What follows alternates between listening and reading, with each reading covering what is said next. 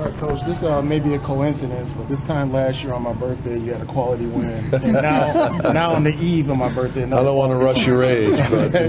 But how much did this road trip help you guys and then come back for this home game and play really well?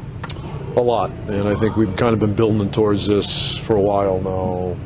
I think we were 2-0-1 on the homestand before we left on our trip, and just been chipping away at it, and we've really had 2 seasons. We had the start, and then ever since then we've kind of turned things around. And I give our players and our leadership group a ton of credit.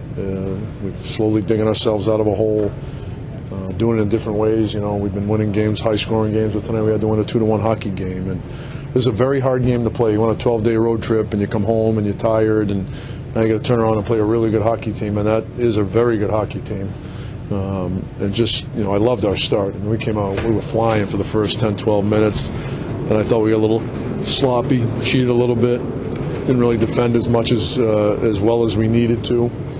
And you could see us getting a little bit tired as that game went on, and just found a way, and that's what you have to do. Yet again, another game where a body left the ice in Nico Sturm. What exactly happened with him, and what's it mean to see you guys consistently kind of be able to step up and take a role? Yeah, I don't really know what happened, to be quite honest with you. There was like 7 minutes to go, and they told me that he had to come off, and so I haven't had a chance to go and get the lowdown on what the situation is. But it's been happening frequently. We lose 2 guys against Vegas and 1 tonight at a key time too. So, and a center. Nonetheless, so that was difficult, but our guys certainly persevered and rallied around each other and found a way to win. How special is it to see Bailey to get a goal like that? First goal for him since like March of 2018. Yeah, pretty special. He's been very good since he's been up. He's added an awful lot to our team. His length, his speed, his determination, and it was a great play by Hoff finding him in that high slot. Upper, lower, or mid? Let's go mid. So, halfway through the first, you think that change to the specialty team kind of broke that rhythm that you're on, like potentially? No, there was a play where we had an initial rush opportunity. We got slow and we turned it over, and I thought that changed the period. I thought for the first 7 or 8, 10, 12 minutes, we were, I think the shots were 12-1, chances were, it was fast-paced, confident hockey, and then, we got away from it, a little bit of cheating, a little bit of hoping, and all of a sudden they flipped the switch on us and tied it. So, but, we dug in and fought through the second and third and got a huge power play goal. Does this game continue the themes of the last 2 games in terms of a pretty strong defensively, even strength? Also, too, there was pushback. It wasn't 15 minutes of bad play, it was maybe 5 minutes. Right. But then you guys pushed back. Well, we've talked about that, where, our bad hockey, we'd be hemmed in for 15 minutes, and that hasn't been happening. And hey, listen, there's good players in this league. We're going to face good teams, and they're going to have some stretches where they're going to be on top of their game, and they're going to hem you in, and can you survive? And can you turn a potential 8-9 minute segment of them, controlling play and cut it in half? And I think we're doing a better job of that. So what do you think of Henry taking that penalty to stop the game there with McKenzie without escape? What do you think about that play? He's already heard about it. Harvard guy should never do something like that. Well, McKenzie was thankful. Yeah, well, we could have got him a whistle in a different fashion other than taking a penalty. That is true. What do you think about the kill tonight? Kill was outstanding. Kill was very good. That's a heck of a power play.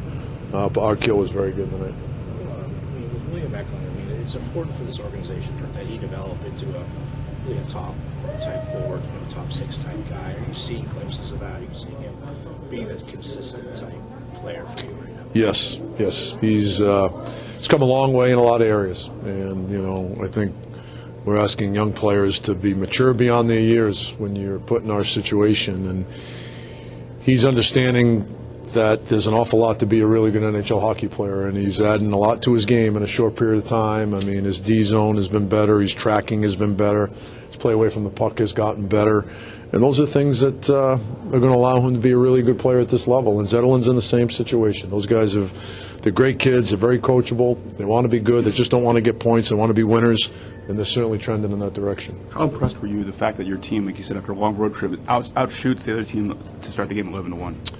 Yeah, that's not easy to do, especially that team. We came out of the gates flying, and I wish it was a little bit longer, but there's ebbs and flows of a hockey game, and But we've been playing like we've had those stretches in games, right? You see our puck play and our pace and our offensive ability. It's great to see, and we need to keep doing those things, but we got to add more to our game. What can you say in particular of William Eklund's shot since you've seen it last year? Last year, maybe he's considered more of a playmaker, but now though he's featured on the power play, you're featuring his one-timer. You want him to shoot it on the power play now. Yeah, he's worked at it, and and a bunch of people have helped him. I know Mike Ricci has worked with him, and he spends a lot of time working on it. So, when you're going to play that flank, you better be ready to take a one-timer and take a one-timer, and he was ready, and a huge goal. Obviously, as young players continue to grow, they have more patience with the puck. But from a team perspective, with the confidence growing, have you seen players, they're not just throwing pucks away like they did beginning of the year? Has there been more of a calmness with the puck when you guys have the puck on sticks? It's happening less and less, and that was a huge problem for us early in the year. There was a lot of panic in our game. We were getting overwhelmed, and we were just throwing pucks away instead of having pride in puck possession. And we've got a lot more pride in puck possession. Took a little time, but it's coming on, and I know there's another level for us to get to. See a guy like Granlund who does that really well, just to see him start generating 12 points his last 6 games, 6-game point streak, just to have a guy with that leadership. He told me that it's his best he's felt in 3 or 4 years. Just to see a guy driving like that just kind of resonates with the team. He brings so much to the table. I know what you see on the ice, and he's playing outstanding hockey for us, but what he does away from the rink and with our young players and his leadership and his professionalism, that's getting harder and harder to find in this league, and he brings an awful lot to the table, and just really happy for him because he was in a tough spot probably a month ago, as we all were, and he's really been one of the leaders in turning this thing around. David, as you're in this stretch here, do you allow yourself to look at the standings and gauge where you're at right now? I'm not going to lie. For the first 4 weeks, I never looked at NHL.com or Stat, but I'm starting to peak a little bit. Not gonna lie to you.